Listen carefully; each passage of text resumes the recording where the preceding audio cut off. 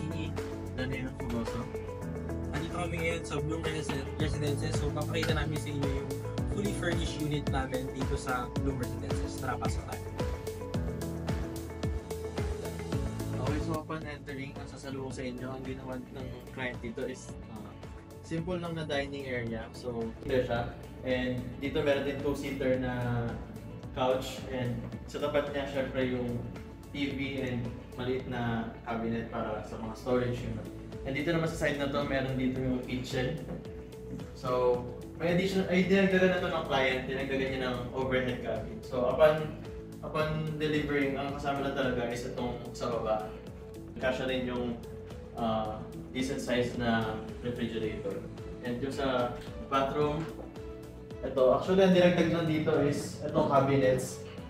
Tapos the rest, ito na yung actual deliverable niya. Guys, dito tayo pakita natin yung first bedroom Bloom Residences. So ito na yung turnover niya. Ang ginawa namin is nilagyan lang namin ng single bed and yung cabinet niya para ma-maximize yung space. And actually, you have an option to remove this wood division. Pag kunyari, gusto mo lang ng one bedroom, gusto mo ng mas malaki yung dining mo and mas malaki yung living room mo, pwede mo siya tanggalin pagka end user ka. So dito naman tayo sa kabilang bedroom, which is the master's bedroom. And so naglagay tayo ng semi-double bed and same ng cabinet na nilagay natin dun sa first bedroom. And ang view natin for this unit is amenity view. So ayan guys. Nasa third floor tayo ng Tower A 2-bedroom unit of Bloom Residences.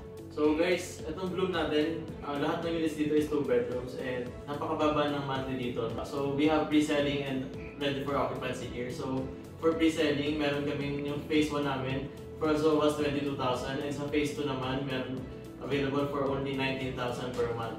So walang spot down payment yun. Drew, paano ba yung RFO natin dito? And guys, so explain ko lang we have RFO units dito for Tower A and B. And we have an option para ma-turnover agad yung unit, which is mag-spot DP tayo ng 5% and ang magiging monthly na lang after that is 22,000 monthly for 35 months. So we have also pre-selling for phase 2, meron tayong 19,000 monthly for pre-selling units dahil mahaba pa yung terms natin for monthly payment. So for phase 3 naman, same tayo with phase 1 na 22,000 monthly rin tayo. So Jaron, ano bang nakita mong magandang magiging outcome ito ni Bloom? For rentals ba to? For end users ba to? Anong masabi mo? Sa akin, personally, kung ako mag-invest dito, so take ko is yung phase 2 na pre-selling. Ang maganda yung potential nito for flipping. So ongoing developments ito sa sukat. Magandang strategy siya for short-term strategy. Parang profitable siya. Ayan guys, so tama yung sinabi ni Jarrod, dahil nga nandito tayo sa may south, most especially Sukat Road, ang dami nating business opportunities dito, meron tayong mga commercial areas and yung BF homes natin malapit lang, which is sobrang dami restaurants dyan nearby. And most especially mga schools, hospitals, and business districts din dito sa Parañaque area. So yan.